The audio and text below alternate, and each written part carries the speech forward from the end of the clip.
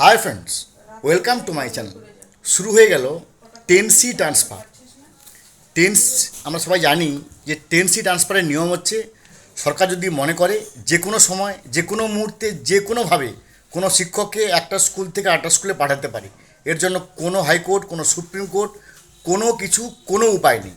অর্থাৎ ধরুন রামবাবু চাকরি করেন শ্যামপুর স্কুলে, যদি সরকার মনে করে যে রামবাবুকে আমি দার্জিলিংয়ের একেবারে শেষ প্রান্তের স্কুলে পাঠিয়ে দেবো বা সুন্দরবনে একেবারে প্রত্যন্ত গ্রামে পাঠিয়ে দেবো for the betterment of the students, সেক্ষেত্রে ওই রামবাবু না হাইকোর্ট না সুপ্রিম কোর্ট কোনো জায়গাতেই কোনো কিছু বলতে পারবেন না, কারণ এটা 10C already approved by supreme court.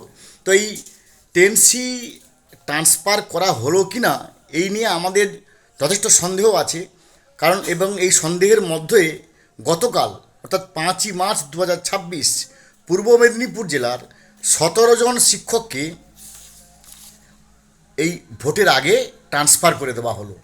তার লিস্ট হচ্ছে বরোদা জুনিয়র হাই স্কুলের 2 জন, বারগোদা জলপাই দক্ষিণ জুনিয়র হাই স্কুলের 3 জন, ব্রজবল্লভপুর জুনিয়র হাই স্কুলের 1 জন, গৌরমহল জুনিয়র হাই স্কুলের 1 জন, গৌরাঙ্গ চক নাম্বার 2 জুনিয়র হাই স্কুলের 3 জন, জগন্নাথপুর জুনিয়র হাই স্কুলের 3 জন, কাষ্টখালী নন্দন কানন জুনিয়র হাই স্কুলের 2 জন এবং কেশবপুর জলপাই জুনিয়র হাই স্কুলের 2 জন। এই নিয়ে 17 জন জুনিয়র হাই স্কুলের টিচারকে গতকাল অর্থাৎ 5ই মার্চ 2026 10C ধারা প্রয়োগ করে করা হলো নাকি নর্মালি করা হলো, এটা কিন্তু আমাদের কাছে পরিষ্কার নয়।